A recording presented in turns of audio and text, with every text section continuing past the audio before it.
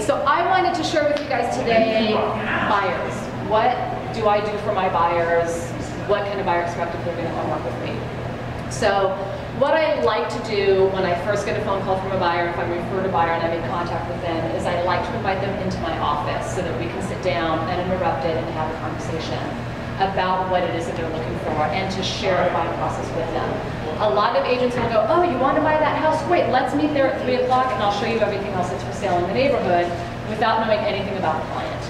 And it does the client a disservice, and the agent ends up running around and probably gets nothing out of it in the process. So what I like to do, like I said, is to invite the buyer into my office, and we'll have kind of an interview. And I tell them, you know what, I'd love to meet with you in the office, find out what your needs are, tell you a little bit about myself, and see if it's something that we feel we're comfortable working with one another, and then we can progress from there.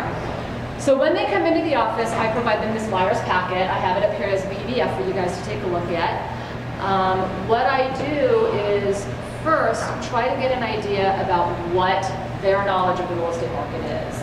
And we know there's so much press out there between, newspapers and internet and TV that there's a lot of conflicting information that's being provided to the consumer or to the buying market. So I like to get a sense of them. What is your experience? What have you done so far? What do you know? Where do you think the real estate market is? And whatever their answer is, I will acknowledge what they are correct about, and I will also give them information about what is really happening in the market.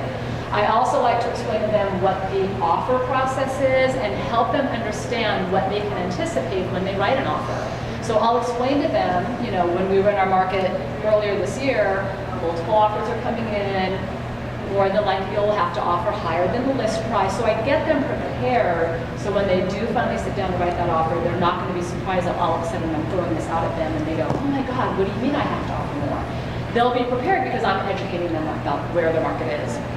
We do still have a little bit of that overpricing, but I explain to the buyers this is where it is. In the past we've had overpricing, but now it's kind of settled down. Depending on how many other offers are on a particular home that you write on, you may have to get into that bid with the other buyers that are out there. So I want to make sure that they understand where it is so that they're not surprised or they're not disgruntled when they do go and write their first offer.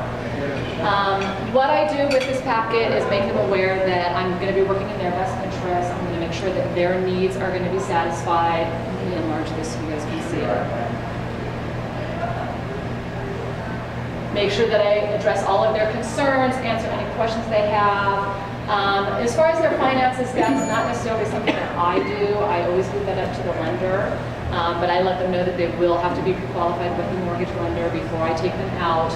And then I give them an agenda of what my schedule is looking like and find out what their schedule is so we can make sure that we are going to be on the same page. Can they only work on weekends and evenings? Are they stay-at-home parents and they've got the kids in tow? Whatever it is, I want to make sure that we all understand how our process is going to be progressing.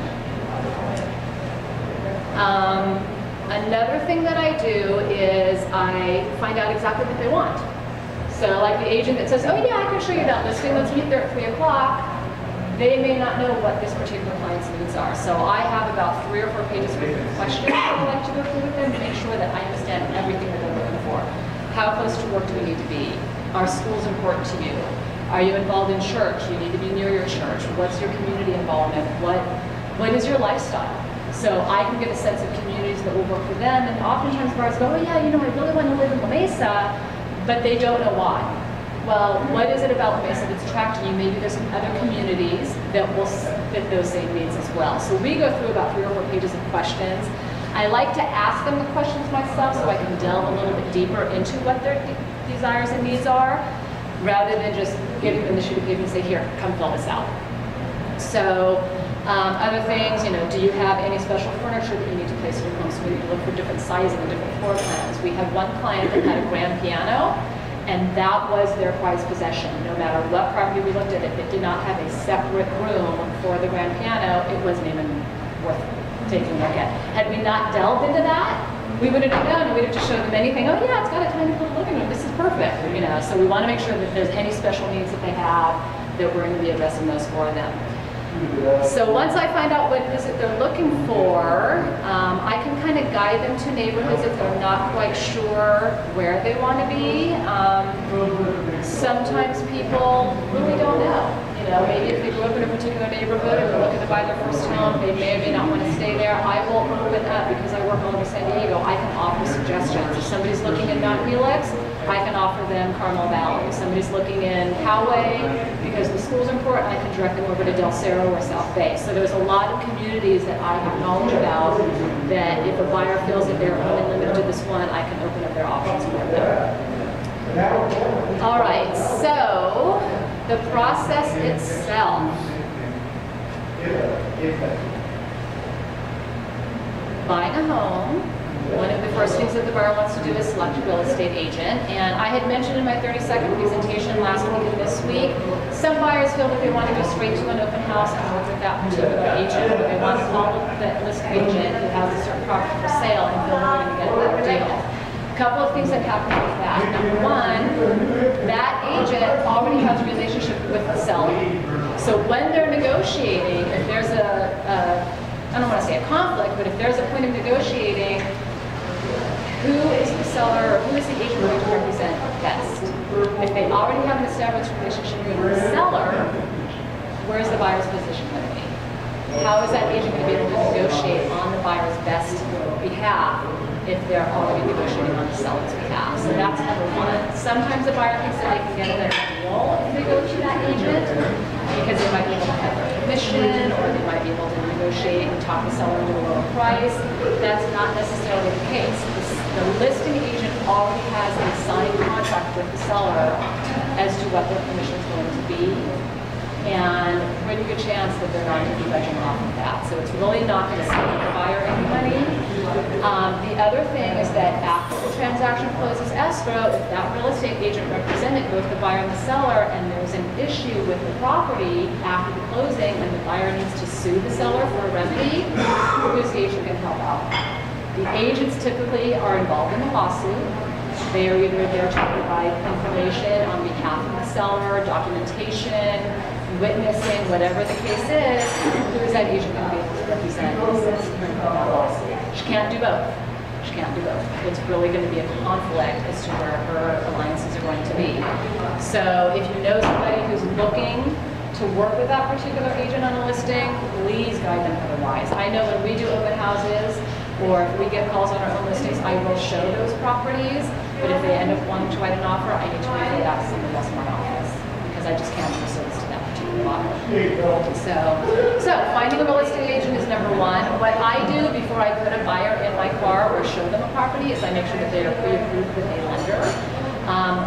This summer we had a lot of phone calls on some properties that buyers wanted to take a look at. I'd have them call Jason before I even put them out and show them the property. You know what? It's been a 15-minute phone conversation. Jason said they were good to go, just on the preliminaries.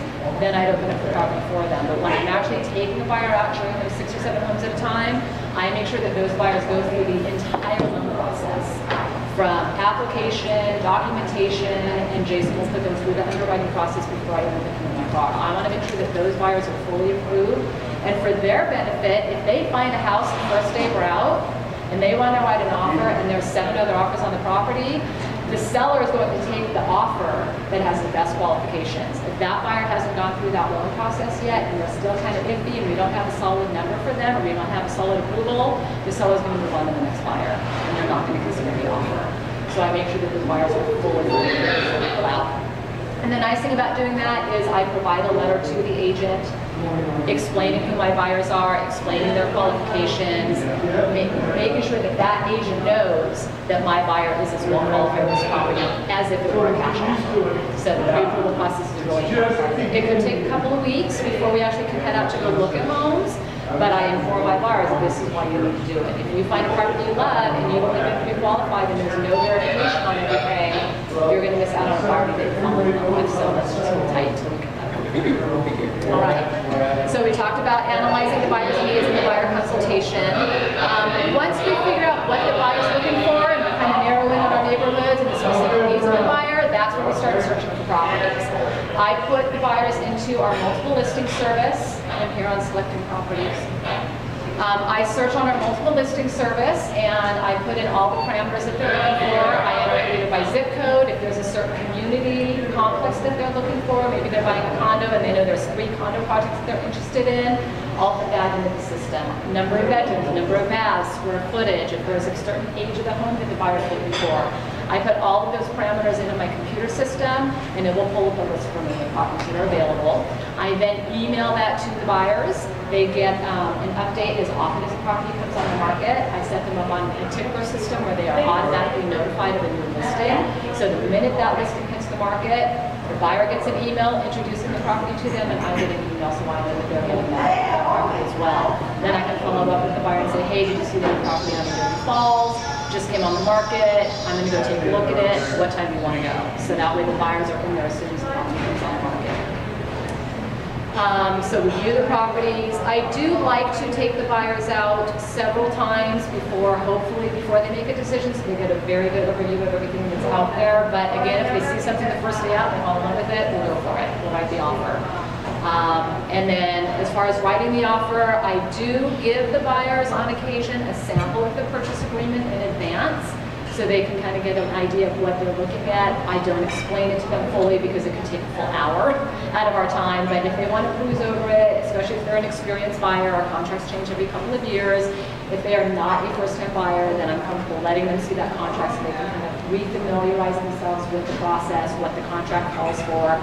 If it's a first-time buyer, I will spend the time before they even, write the offer to go through the contract, page by page, item by item, so they understand what they're looking at. So I think that is about it. We talked about the loan process, make an offer. I do walk them through the escrow period, let them know what their time periods are, what to anticipate on the closing, if they're renting, when should you give notice to vacate your existing property, things like that. So the package does have all that information. I don't go through every page of the package with them because we could be there for 3 hours doing that, but I give that to them so they can kind of update themselves on it. So that's pretty much it. That's my buyer presentation. Any questions?